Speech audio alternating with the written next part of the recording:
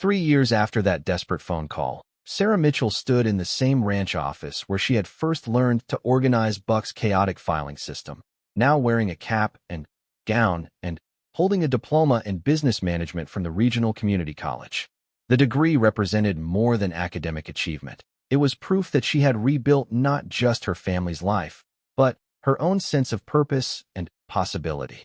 The boys, now 15, 13, and 11, had grown into young men who moved through ranch life with the confidence of people who belonged exactly where they were.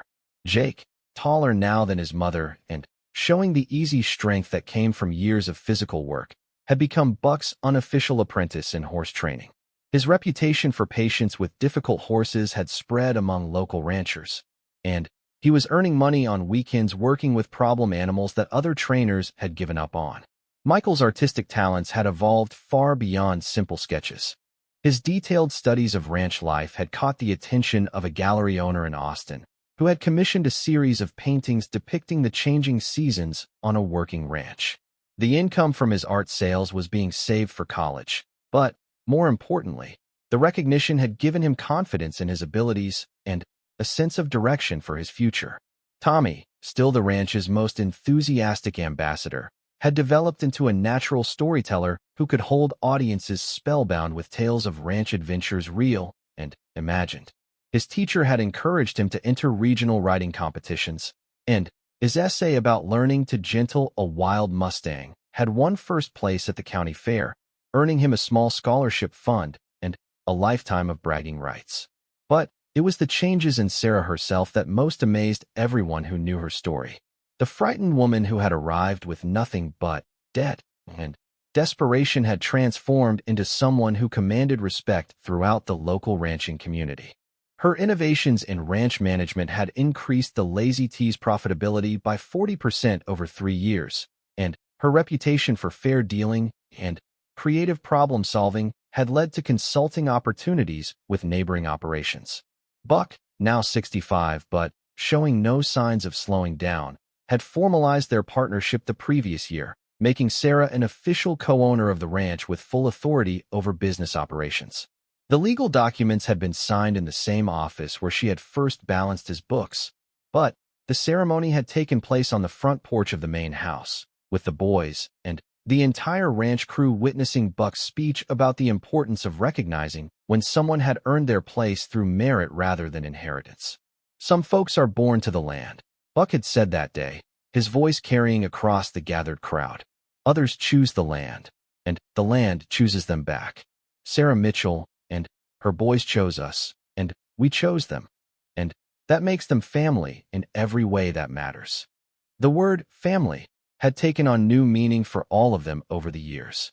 Buck had become the grandfather figure the boys had never known, teaching them not just about ranching but about integrity, responsibility, and the importance of treating every person and animal in their care with respect. Sarah had become the daughter Buck had never had, someone who understood his vision for the ranch and could execute it with a skill that complemented his experience. But the relationship between Sarah and Buck had also grown into something deeper and more complex than either had expected when they first shook hands in agreement 3 years earlier. The easy companionship of their working partnership had evolved into something that felt increasingly like the foundation for a different kind of future, though neither had spoken directly about the possibility. The conversation that would change everything started, like so many important moments in their lives, with a practical discussion about ranch business. They were sitting on the front porch of the main house on a warm evening in late summer, reviewing plans for expanding the horse breeding operation, when Buck suddenly set aside his paperwork and looked directly at Sarah. "I've been thinking about something for a while now, and I figure it's time to say it out loud." Sarah looked up from the breeding charts they had been studying, noting the uncharacteristic seriousness in Buck's voice. "What's on your mind? This ranch, this life we've built together, it's more than a business arrangement now. You know that, and I know that. The question is what we're going to do about it." Sarah's heart began to beat faster. She had sensed the undercurrent of change in their relationship, had felt the way their conversations had grown more personal, more intimate, but she had been afraid to acknowledge it openly. "Buck, what exactly are you saying?" I'm saying that somewhere along the way, this partnership became something more than professional. I'm saying that when I think about the future of this ranch, I can't imagine it without you as more than just a business partner. I'm saying that I love you, Sarah, and I love those boys like they were my own grandchildren, and I'd like to know if there's any chance you might feel the same way. The words hung in the evening air between them, honest and vulnerable and full of hope. Sarah felt tears prick her eyes, not from sadness, but from the overwhelming realization that happiness could indeed come in unexpected forms at unexpected times. "Oh, Buck," she said softly, "I've been afraid to let myself feel what I've been feeling, afraid that hoping for more than what we already have might somehow jinx it all." "And what have you been feeling?" "That David will always be the boy's father, and the love I had for him will always be part of who I am. But that doesn't mean there isn't room in my heart for a different kind of love, for the man who saved my family and then became part of it." Buck reached for her hand, his calloused fingers gentle as they intertwined with hers. "I wouldn't want you to forget David or stop loving his memory. He gave you those boys, and they're the light of my life now. But Catherine's been gone 12 years, and she'd be the first person to tell me that life is meant to be shared with someone you love." They sat in comfortable silence for a few minutes, watching the sun set over the pastures where cattle grazed peacefully and horses moved like shadows in the gathering darkness. This land, this life, had become more precious to Sarah than anything she had ever imagined owning. "What would the boys think?" she asked finally. "Why don't we ask them?" The question was answered that evening when Buck gathered Jake, Michael, and Tommy in the living room of the main house for what he called a family meeting. Sarah watched nervously as the three boys arranged themselves on the sofa, clearly wondering what important business required such formal attention. "Boys," Buck began, "your mother and I have something we want to discuss with you. Over the past 3 years, we've all become a family in every way except legally. Sarah is my business partner and the best ranch manager in 3 counties. You boys have become the grandsons I never had, and the future of everything I've worked to build here." Jake, always the most perceptive, leaned forward with interest rather than concern. "Now," Buck continued, "your mother and I have realized that we love each other in a way that goes beyond business partnership or friendship. We're thinking about getting married, making our family official in the eyes of the law and the community. But this decision affects all of us, and we want to know how you boys feel about it." Tommy, predictably, spoke first. "Does this mean you'd be our grandpa for real?" Buck smiled. "It would mean I'd be your stepfather, Tommy. But I've already been thinking of you boys as my grandsons for a long time now." Michael, always the thoughtful one, asked the question Sarah had been dreading. "What about our dad? I mean, we love you, Mr. Buck, but Dad was our real father." Buck's response was perfect in its simplicity and respect. "Michael, your father will always be your father. Nothing changes that. I'm not trying to replace him or make you forget him. I'm just asking for the chance to love you and your mother and be part of your family going forward. Your dad gave you life and love and everything that makes you who you are. I'd just like to help you grow into the men he would be proud of." Jake, who had been silent during this exchange, finally spoke up. "Mom, are you happy? I mean really happy." Sarah looked around the room at these 3 young men who had been through so much with her, who had shown courage and resilience beyond their years, who deserved honesty above all else. "Yes, sweetheart. I'm happy in a way I didn't think was possible after your father died. Buck has given us more than a home and security. He's given us a future full of possibilities." "Then, I think you should marry him," Jake said simply. "Dad would want you to be happy, and Mr. Buck makes you happy. Plus, somebody needs to make sure he doesn't mess up the horse breeding records." The laughter that followed broke any remaining tension in the room. Michael and Tommy quickly added their approval, and within minutes the conversation had shifted to practical considerations like wedding dates and whether they would need to buy new clothes for the ceremony. The wedding itself took place 6 months later in the Cedar Ridge Community Church, a small ceremony that reflected both families' preference for substance over spectacle. Sarah wore a simple white dress that she had chosen with help from Rosa Restrepo, who had declared herself official wedding planner and had taken the role seriously enough to organize details that Sarah never would have thought to consider. The boys served as groomsmen, proud in their matching suits and boots, while Buck's longtime friend and neighboring rancher, Tom Crawford, stood as best man. The ceremony was performed by Pastor Williams, who had watched the Mitchell family's integration into the community with approval and who spoke movingly about the different forms that God's grace could take in human lives. But it was the reception, held in the main house and spilling out onto the porches and into the yard, that truly captured the spirit of what they were celebrating. The entire town of Cedar Ridge seemed to have turned out, along with ranchers and horse trainers from across the county who had come to honor Buck and welcome Sarah officially into their community. Jake gave a speech that reduced half the guests to tears, talking about the cowboy who had rescued his family and become the grandfather he had always needed. Michael presented Sarah and Buck with a painting he had created specifically for their wedding day, a portrait of the ranch at sunset with all the family, including Shep and the barn cats, gathered on the front porch of the main house. Tommy, not to be outdone by his older brothers, had written a poem about cowboys and angels that he recited with the dramatic flair of someone destined for the stage. By the time he finished, there wasn't a dry eye in the house, and Buck had to excuse himself for a few minutes to compose himself. Later that evening, after the guests had gone home, and the boys had been persuaded to go to bed despite their excitement, Sarah and Buck sat on their front porch, now officially their porch, watching the stars emerge in the clear Texas sky. "Any regrets?" Buck asked, reaching for her hand. "Only that it took us 3 years to get here," Sarah replied. "Though maybe we needed that time to become the people who were ready for this kind of happiness." Catherine used to say that timing was everything in life, with horses, with business, with love. Too early, and you're not ready. Too late, and you've missed your chance. But when the timing is right, everything falls into place like it was always meant to be.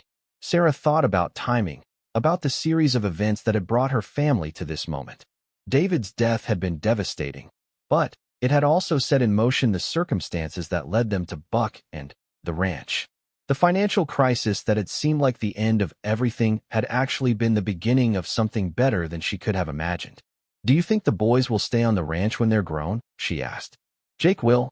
I'm certain of that.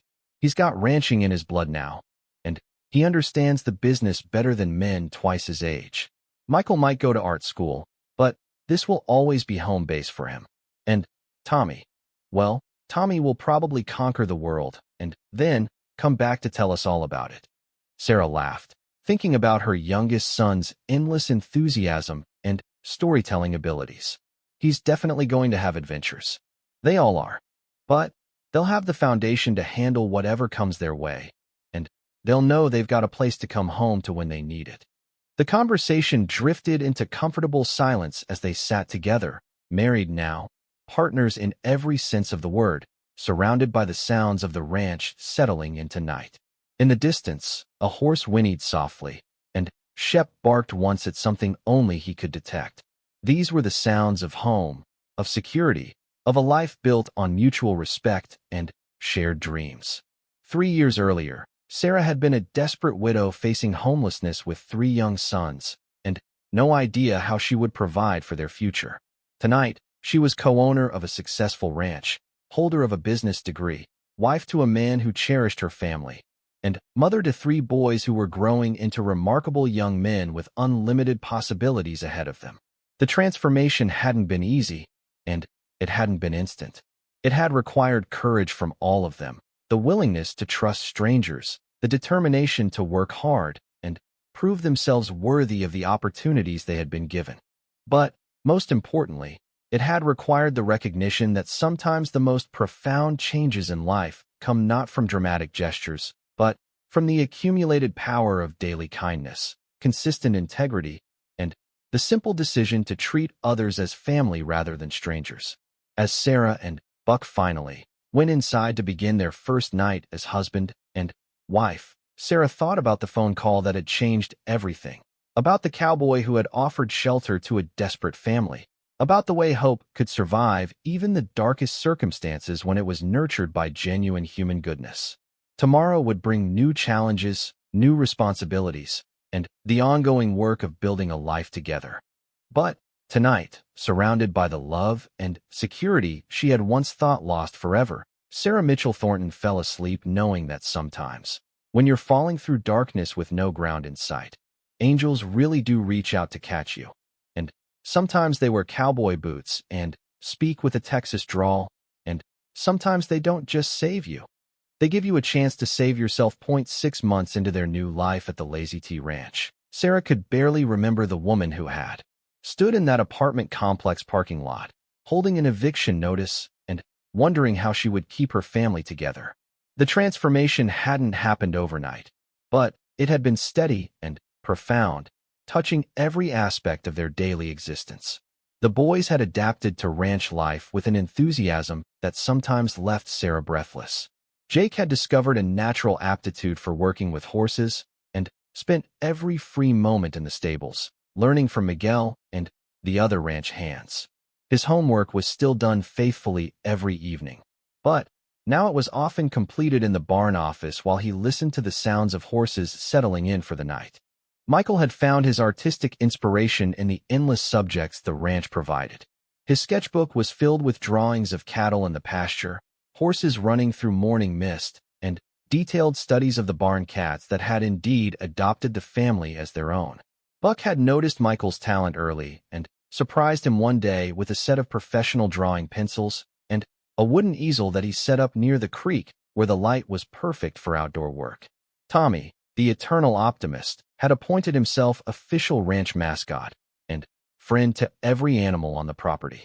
He had learned to collect eggs from the chickens without being pecked, could identify every cow by the markings on their faces, and had formed a particularly strong bond with Shep, the border collie who now followed him everywhere like a devoted shadow.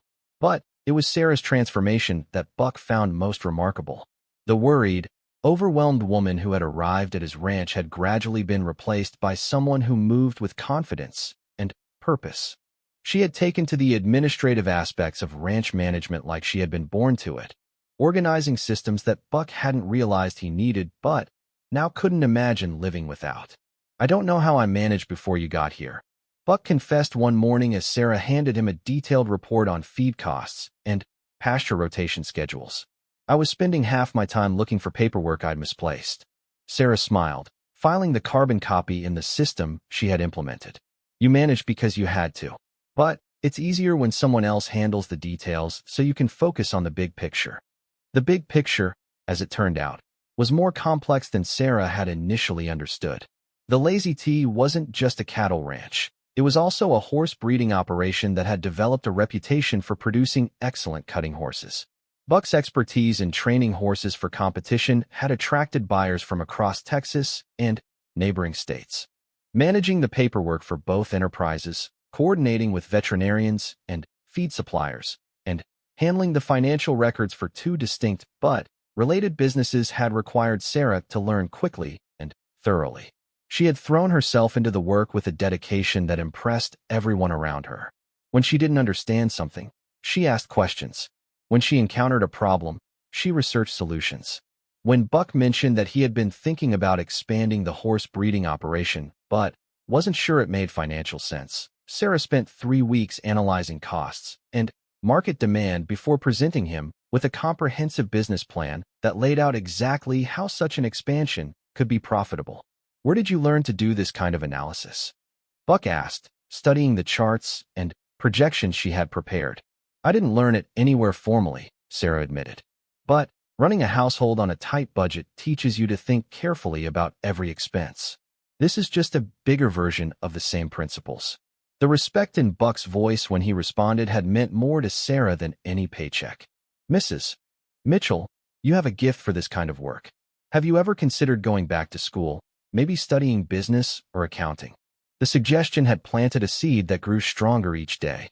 Sarah found herself thinking about possibilities she hadn't considered since high school, when her plans for college had been derailed by an early marriage and the immediate demands of young motherhood.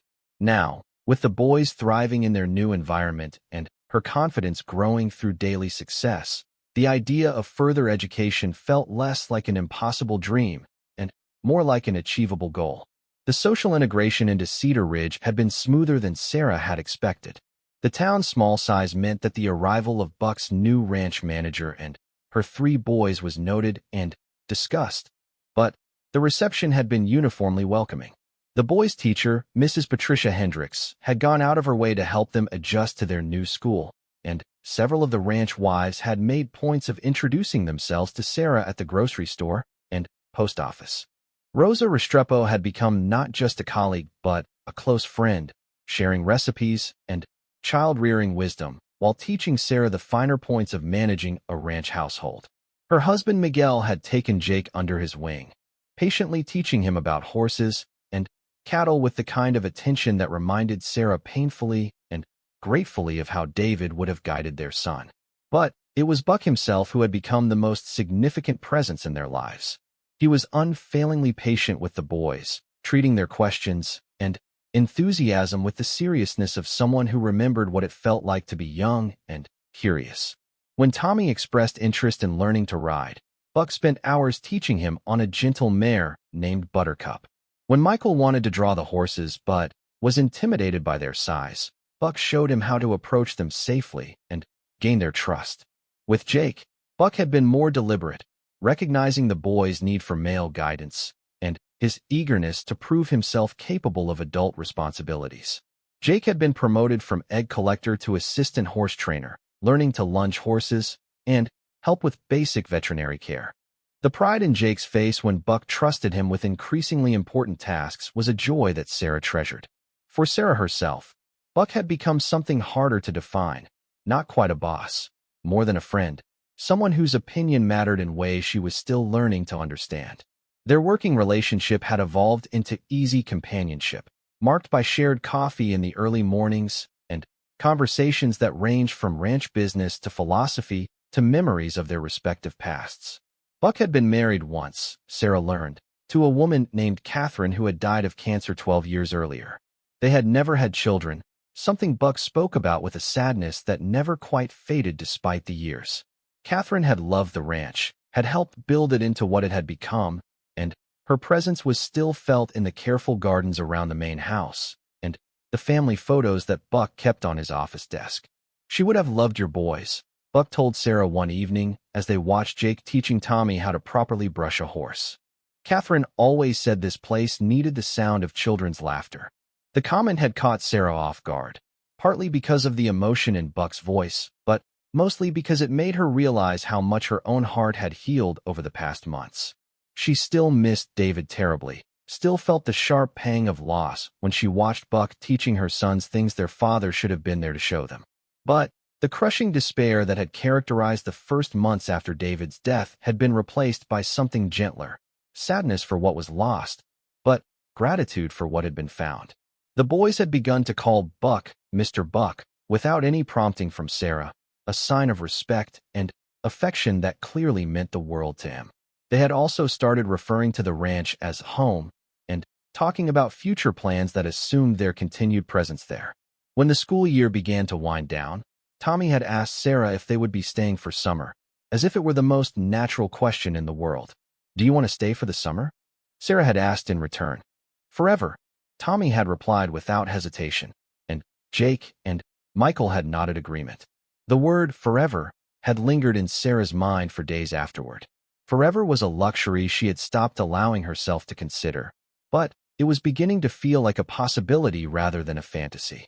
Buck had never given any indication that their arrangement was temporary, and the work she was doing was clearly valuable to him. More than that, she was beginning to sense that their presence on the ranch filled a void that had existed long before they arrived. One evening in late spring, as Sarah was finishing up the monthly financial reports in the ranch office, Buck knocked on the door frame and entered with 2 cups of coffee. "Working late again," he observed, settling into the chair across from her desk. "Just trying to get these numbers to balance. The feed costs seem higher than usual this month." Buck glanced at the paperwork spread across her desk, but Sarah sensed that business wasn't what was on his mind. "Sarah, can I ask you something personal?" The use of her first name, which had only recently become natural in their conversations, signaled that this was different from their usual discussions. "Of course. Are you happy here?" "I mean really happy, not just grateful for a roof over your head. The question surprised her with its directness, but the answer came easily. Yes, Buck. We're happier here than we've been since David died. The boys are thriving. I love the work, and Cedar Ridge feels more like home than anywhere we've lived. Buck nodded slowly, as if he had expected that answer, but needed to hear it spoken aloud. I'm glad, because I've been thinking about some changes, some opportunities that might interest you if you're planning to stay long-term. Sarah set down her pen and gave him her full attention. What kind of opportunities? Well, first, there's the matter of your education. You mentioned once that you had considered going to college before life got in the way. The community college in the county seat offers business and accounting courses, and they have evening and weekend classes designed for working adults. If you were interested, I'd be happy to adjust your schedule and help with the tuition. Sarah felt her heart speed up. The possibility of completing her education had seemed like an impossible dream for so long that she had stopped allowing herself to think about it seriously. Why would you do that? Because you have talent that deserves to be developed, and because investing in your education is investing in the future of this ranch. I'm 62 years old, Sarah. I need to start thinking about succession planning, about who might be able to take over the business side of operations when I'm no longer able to manage it myself. The implication in his words was clear, and Sarah felt a mixture of excitement and uncertainty. You're talking about a major commitment on both our parts. I am, which is why I want you to think about it carefully. There's no pressure, no timeline for making a decision. But I want you to know that as far as I'm concerned, you and those boys belong here for as long as you want to stay. That night, Sarah sat on her front porch thinking about Buck's words, about the future he was offering not just to her but to her entire family. The boys were asleep inside, exhausted from a day of ranch activities and secure in the knowledge that tomorrow would bring more of the same. For the first time in over a year, Sarah was being asked to think beyond mere survival, to consider possibilities and dreams and the kind of future she wanted to build. The woman who had arrived at the Lazy Tea 6 months earlier, desperate and afraid, would never have believed that such a conversation was possible. But that woman was gone, replaced by someone stronger and more confident, someone ready to embrace the extraordinary kindness that had been offered to her family and to give something meaningful back in return. Change, Sarah had learned, didn't always announce itself with dramatic gestures. Sometimes it came in quiet moments, in conversations that shifted the direction of your entire life, in the realization that the thing you thought was temporary had become the foundation for everything permanent and good that was yet to come. The conversation with her boys went better than Sarah had expected, though each of them processed the news differently. Jake, always the practical one, immediately started asking questions about logistics, when they would move, what they could take, whether he would be able to continue playing baseball. Michael, her quiet artist, wondered aloud if there would be animals on the ranch and whether he could draw them. Tommy, still her baby despite his 8 years, seemed most concerned about whether Buck Thornton was nice and if their new house would have a big bathtub. Are we going to be cowboys, Mom? Tommy asked, his eyes bright with an excitement Sarah hadn't seen since before David's death. We're going to help run a ranch, she corrected gently. That might involve some cowboy activities, but mostly we'll be doing regular work to help Mr. Thornton manage his business. Jake, who had been listening seriously to the entire explanation, finally spoke up. Does this mean we won't have to move again for a while? The question broke Sarah's heart because it revealed how much uncertainty her 12-year-old had been carrying. In trying to protect her children from her fears, she had failed to realize how clearly they could see their family's precarious situation. I hope not, sweetheart. Mr. Thornton seems like a good man, and if this arrangement works out, we should be able to stay for a long time. What if he changes his mind? Michael asked quietly. What if he decides he doesn't like us? Sarah pulled him closer, recognizing her own fears reflected in his worried expression. Then, we'll figure out something else, just like we always do. But I think Mr. Thornton is offering this because he genuinely wants to help. Sometimes good things happen to people who need them. That evening, Sarah called Buck Thornton back. Her hands trembled slightly as she dialed the number, aware that this phone call would determine the direction of her family's future. Buck Thornton. Mr. Thornton. Buck, this is Sarah Mitchell. I've thought about your offer, and if you're still willing, I'd like to accept. I'm very glad to hear that, Mrs. Mitchell. When would be convenient for you to make the move? Sarah glanced at the eviction notice, now just 2 days away from becoming enforceable. Actually, we're facing some immediate housing issues here. Would it be possible to come out this weekend? I know it's short notice. This weekend would be perfect. I'll have the house cleaned and stocked with basics so you and the boys will be comfortable while you get settled. Do you have a way to transport your belongings, or should I arrange something? The kindness in his voice still amazed her. After months of dealing with bureaucrats and bill collectors, people who saw her family as a problem to be managed, Buck's genuine concern felt like a miracle. We don't have much furniture left, so our car should handle most of it. We'll probably need to make a couple of trips. No need for that. I'll send my truck and trailer down with my ranch hand, Miguel.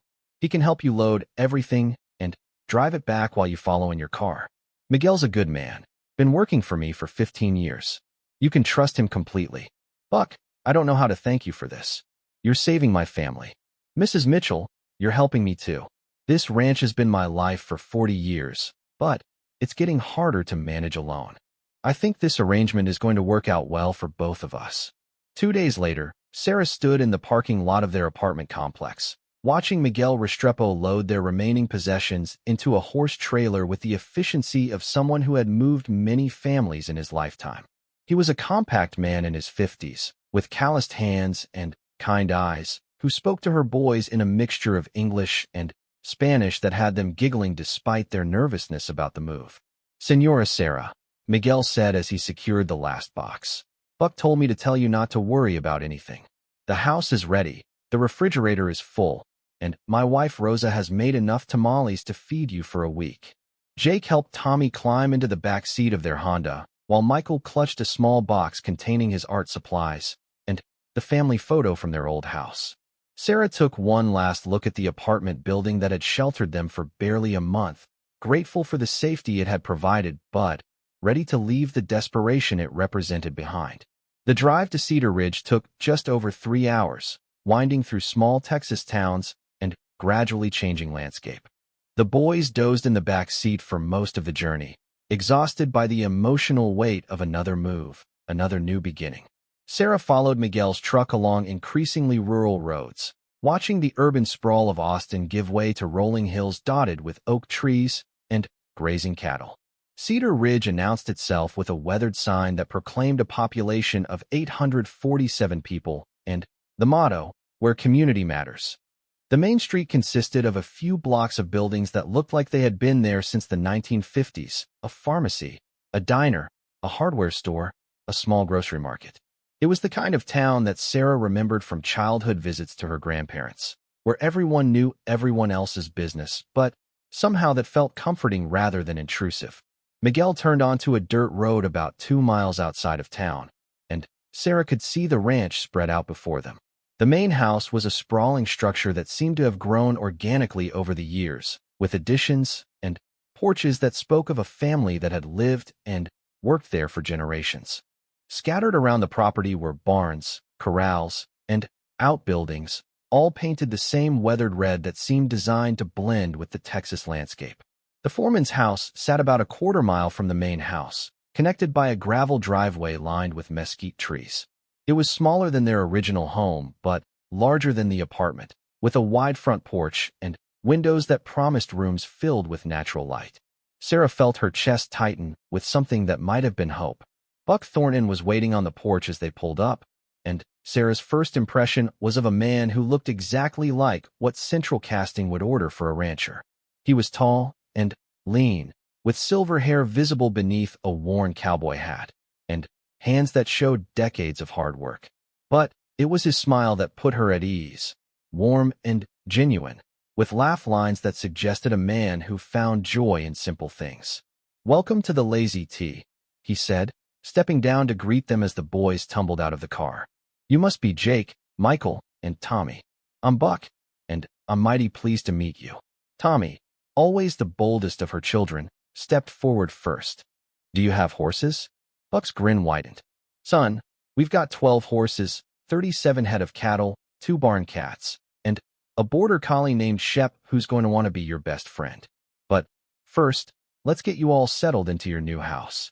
The interior of the house exceeded Sarah's expectations. The rooms were spacious and filled with light, furnished with comfortable pieces that looked well used but well-maintained. The kitchen was modern enough for practical cooking, with a breakfast nook that overlooked a small garden. The boys' room featured bunk beds and a single twin bed, with windows that faced the main ranch buildings. Miguel's wife Rosa helped me get everything ready, Buck explained as they toured the house. She's got strong opinions about how a house should be stocked for a family with children. You'll meet her tomorrow. She helps with cooking and cleaning at the main house, and she's already decided you boys need fattening up. In the master bedroom, Sarah found a quilt-covered bed and a dresser that matched the simple, rustic style of the rest of the house. But it was the view from her window that took her breath away, rolling pasture land stretching to the horizon, dotted with cattle and bordered by a line of trees that marked a creek running through the property. "It's beautiful," she said, and meant it. "It's peaceful," Buck replied. "Sometimes that's worth more than beautiful." As evening approached, Buck invited them to join him for dinner at the main house, where Rosa Restrepo had indeed prepared enough tamales to feed a small army. The conversation flowed easily, with Buck asking the boys about their interests and sharing stories about ranch life that had them laughing and asking for more. Sarah found herself relaxing for the first time in months, watching her sons respond to the attention and kindness they had been missing since David's death.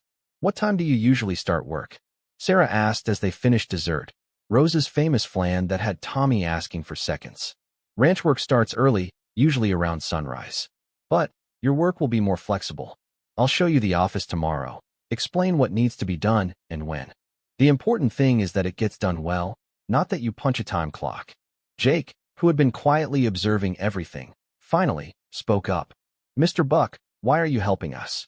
We're strangers." Buck considered the question seriously, treating it with the respect it deserved. "Jake, 40 years ago, someone helped me when I needed it most. He didn't know me from Adam, but he saw potential in a young man who was down on his luck. I've spent my life trying to live up to the faith he showed in me. Now I'm in a position to show that same faith in your mother and you boys. What if we mess up?" Michael asked quietly. "Then we'll figure out how to fix it and do better next time. That's how people learn, son. The only real mistake is not trying." That night, as Sarah tucked her boys into their new beds in their new room, she listened to their excited chatter about horses and cattle and the barn cats they hadn't met yet. For the first time in months, their voices held anticipation instead of worry, hope instead of fear. "Mom," Jake said as she was about to turn off the light, "this feels like home already." Sarah smiled, thinking about Buck's words regarding the difference between beautiful and peaceful. "I think you're right, sweetheart. I think we're going to be happy here." Later, sitting alone on her new front porch, Sarah looked up at stars that seemed brighter and more numerous than any she had seen in years. The sounds of the ranch at night, cattle lowing in the distance, the whisper of wind through the oak trees, the occasional call of a night bird, created a symphony that spoke of permanence and peace. Tomorrow would bring new challenges, new responsibilities, and the hard work of building a different kind of life. But tonight, for the first time since David's death, Sarah Mitchell fell asleep without worry gnawing at her heart. Sometimes angels really did wear cowboy boots, and sometimes falling through darkness led to landing somewhere better than where you started. 3 weeks later, Sarah's worst fears were becoming reality. Despite working every shift the diner would give her and picking up weekend catering jobs whenever possible, she was still $200 short on rent. The apartment manager, a tired-looking woman named Mrs. Rodriguez, had been sympathetic but firm when Sarah explained her situation. "I understand you're going through a hard time, honey, but I've got my own bills to pay," Mrs. Rodriguez had said, her voice gentle but unyielding. "I can give you until Friday, but after that, I'll have to start the eviction process. I don't want to, but my hands are tied." Friday was 3 days away. Sarah stared at the notice taped to her door, the official language blurring together as panic rose in her chest. Behind her, she could hear Jake helping his brothers with homework at their makeshift dining table, a cardboard box covered with one of her grandmother's quilts.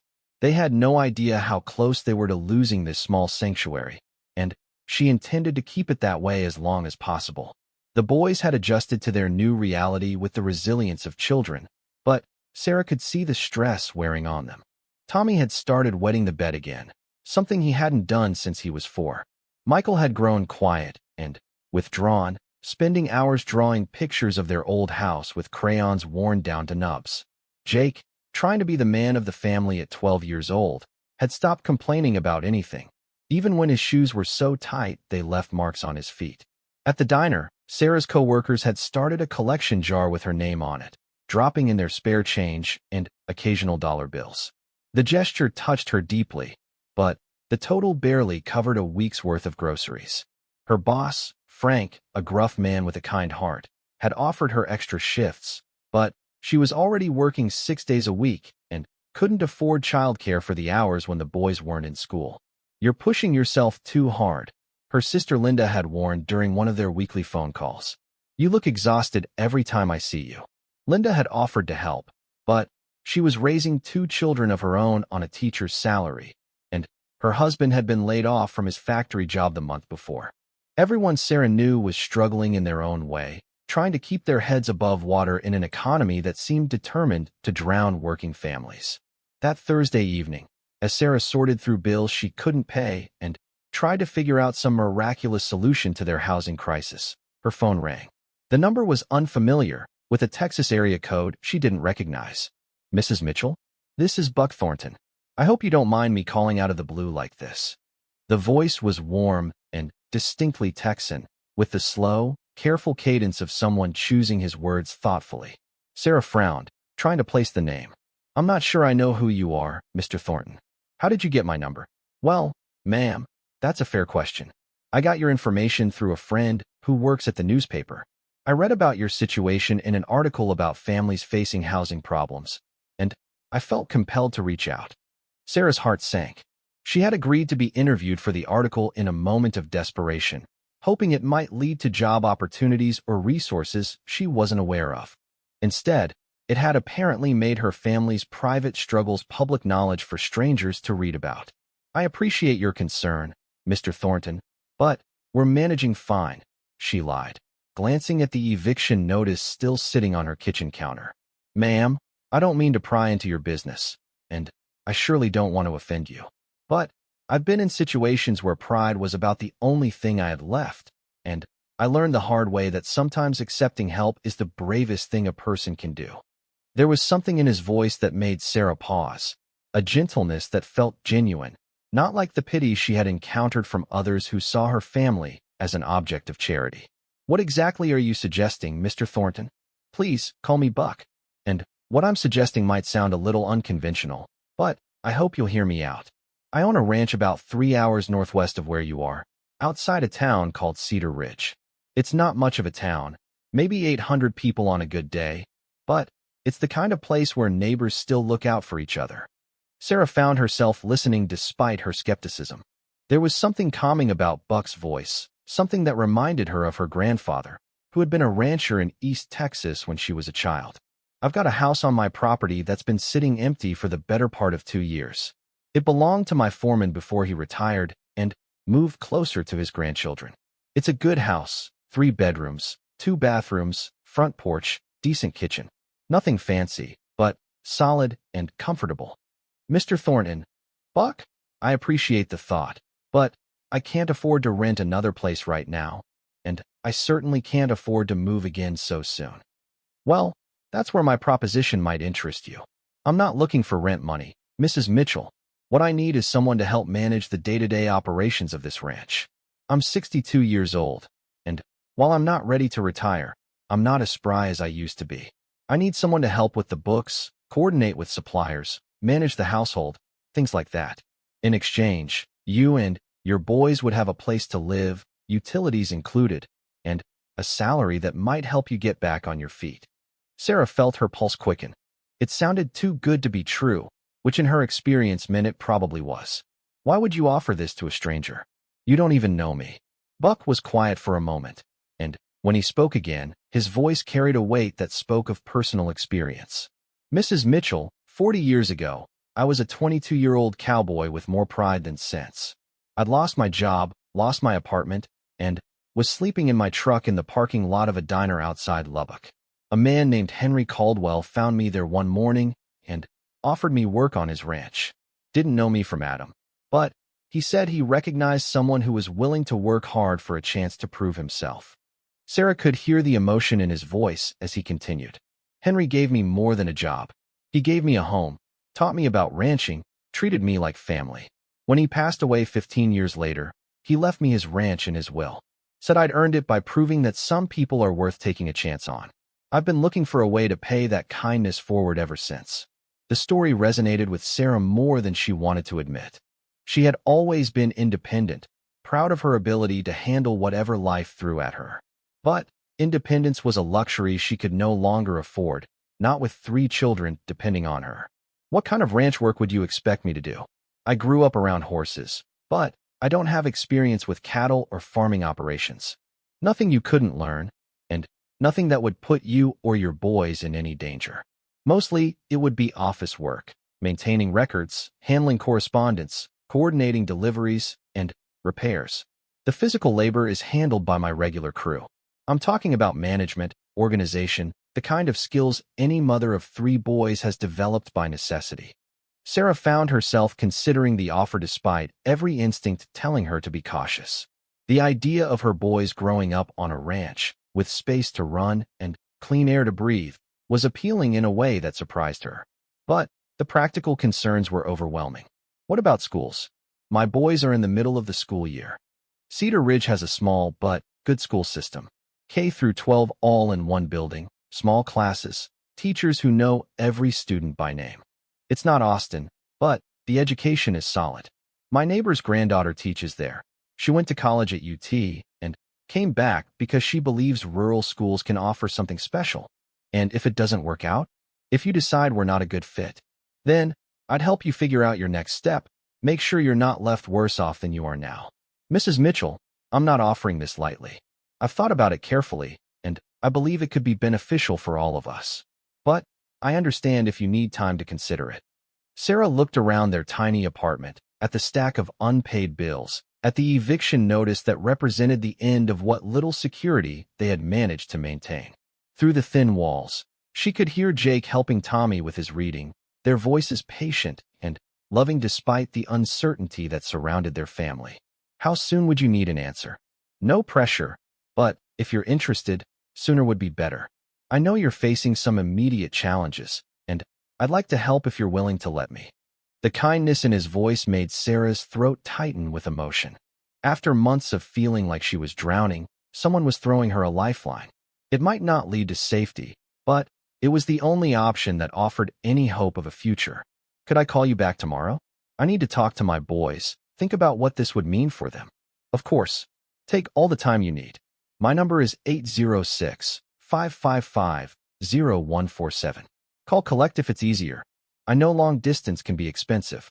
After she hung up, Sarah sat in the gathering darkness of their small living room, listening to her son's voices from the next room. She thought about Buck Thornton's offer, about the risks and possibilities it represented.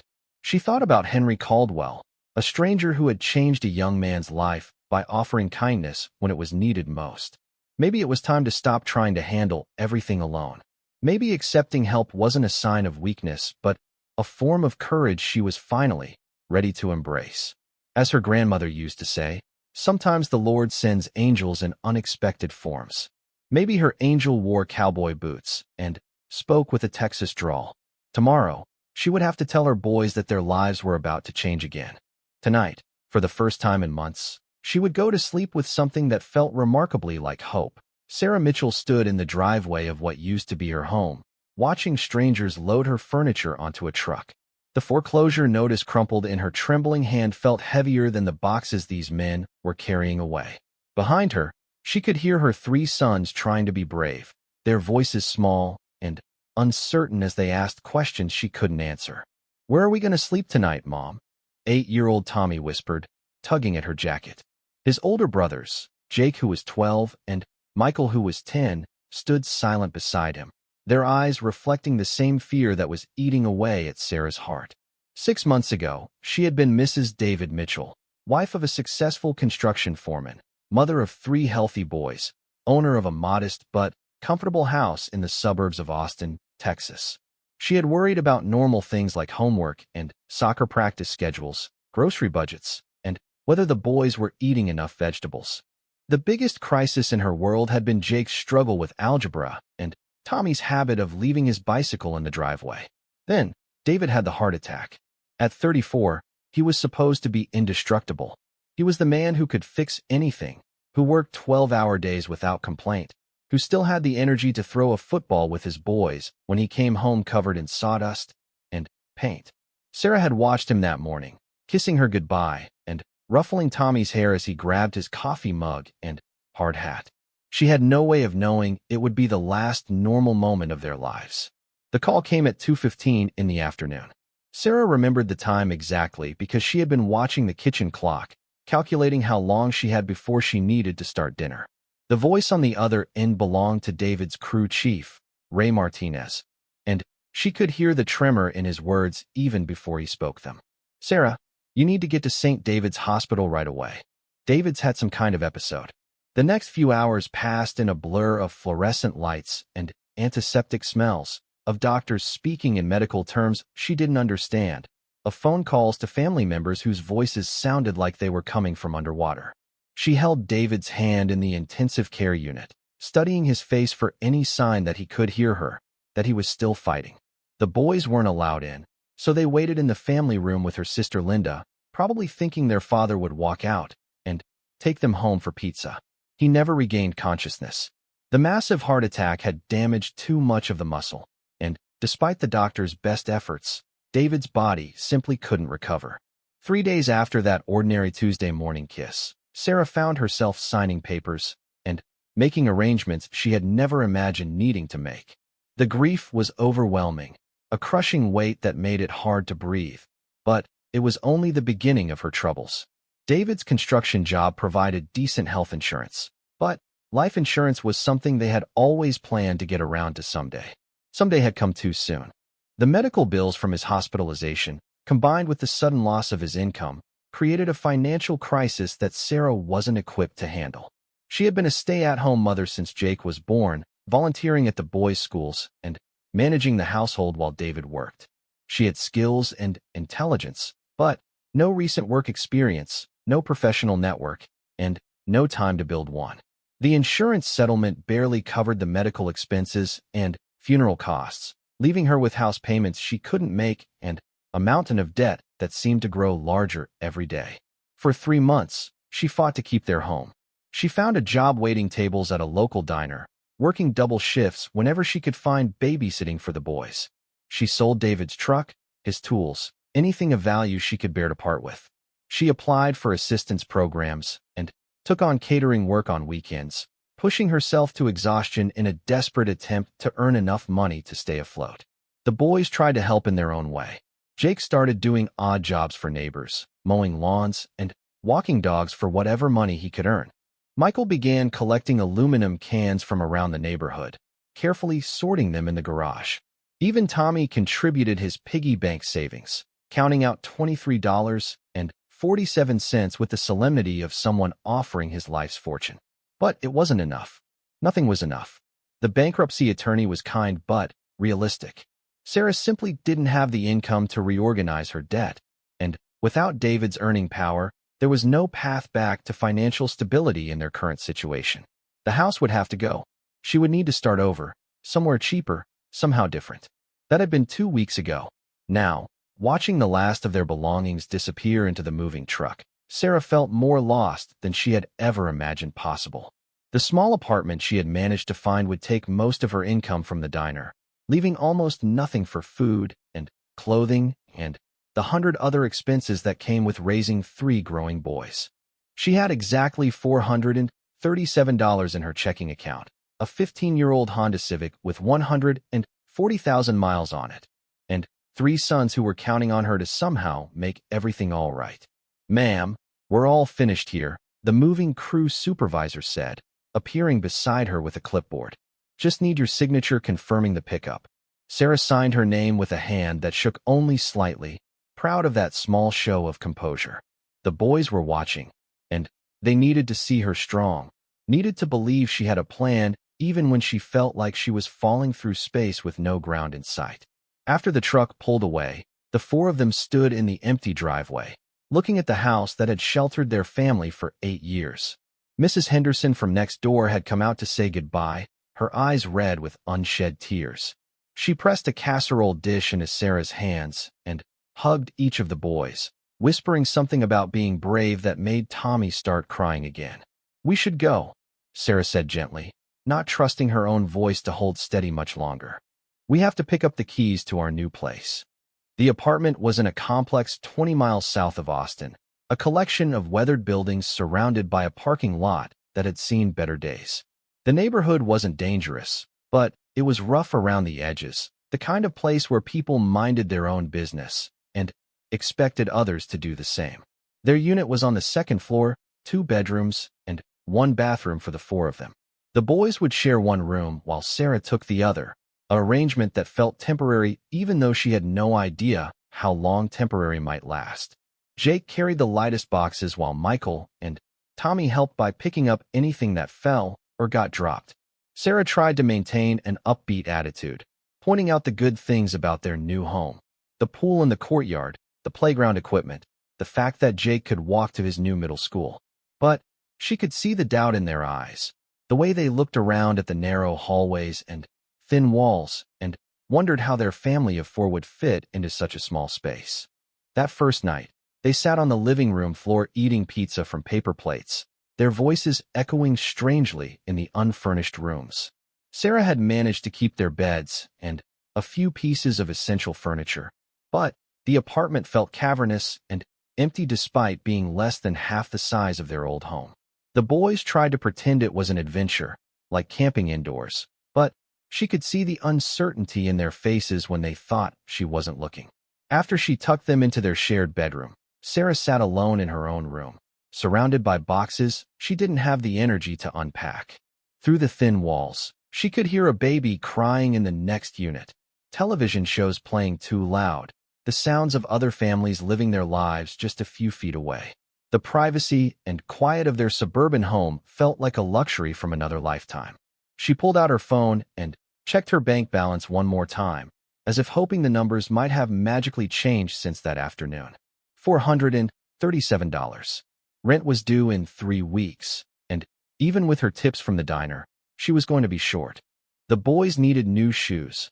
All 3 had outgrown their current pairs, and she had no idea how she was going to manage that expense on top of everything else. For the first time since David's death, Sarah allowed herself to cry without holding back. She pressed her face into a pillow to muffle the sound, letting out months of grief and terror and exhaustion in harsh, silent sobs that shook her entire body. She cried for David, for the future they had planned together, for the security and happiness her children had lost. She cried for the woman she used to be, who worried about vegetables and homework instead of whether her family would have a roof over their heads next month. When the tears finally stopped, Sarah wiped her face and sat up straighter. Falling apart was a luxury she couldn't afford, not with 3 boys depending on her. Tomorrow she would start looking for a second job, something she could do in the evenings after her diner shift. She would figure out how to make their new life work, somehow, because the alternative was unthinkable. She didn't know that 3 states away, in a small town outside Amarillo, a man named William Buck Thornton was reading a news article about families displaced by economic hardship.